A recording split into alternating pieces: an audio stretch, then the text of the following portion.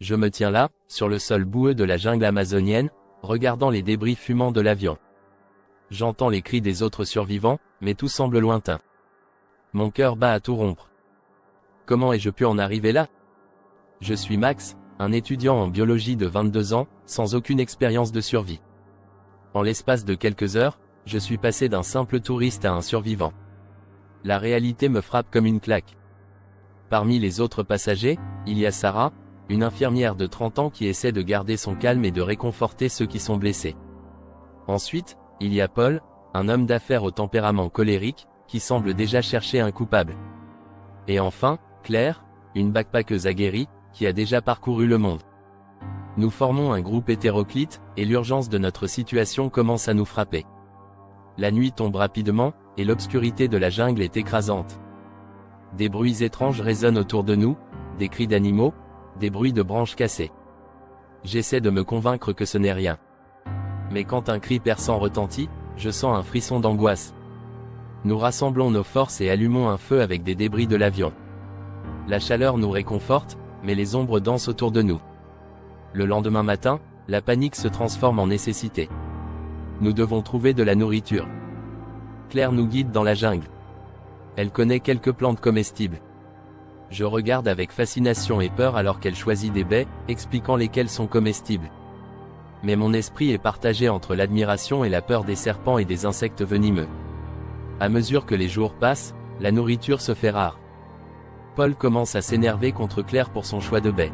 « On va tous mourir à cause de toi », crie-t-il. Sarah tente de calmer les esprits, mais la tension monte. J'essaie de rester en dehors des disputes, mais je sens l'angoisse me ronger. J'ignore ce qui est le pire, la jungle ou le groupe. Alors que nous explorons un peu plus loin, nous découvrons des marques sur les arbres, des objets en bois sculptés. Claire nous explique que cela pourrait être un signe de la présence d'une tribu locale.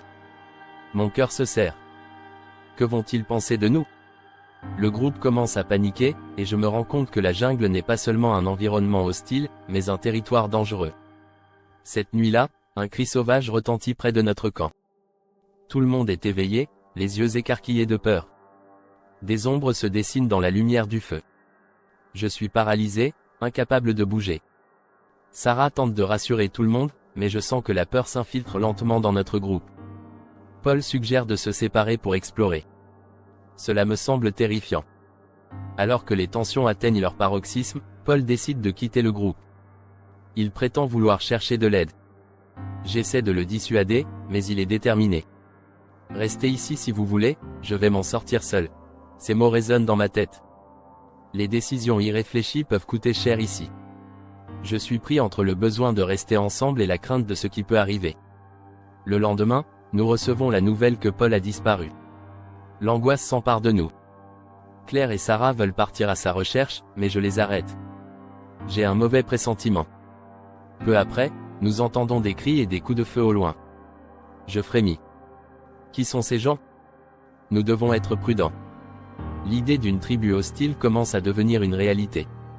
Le chaos s'installe, et je me rends compte que nous ne sommes pas seuls ici. Finalement, nous trouvons Paul, mais il est blessé, et il nous explique qu'il a été attaqué par une tribu, mais qu'il a réussi à s'enfuir. Nous prenons la décision de quitter notre camp et de nous diriger vers la rivière, espérant qu'elle nous mènera à la civilisation. Alors que nous marchons, nous faisons face à des épreuves, mais aussi à notre résilience. À notre arrivée à la rivière, nous apercevons un groupe de villageois. Au lieu d'attaquer, ils nous accueillent avec bienveillance. Nous avons survécu à la jungle, à ses dangers et à ses mystères.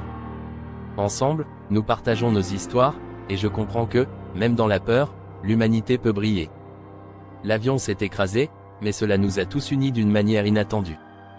Je rentre chez moi, mais cette expérience me change à jamais.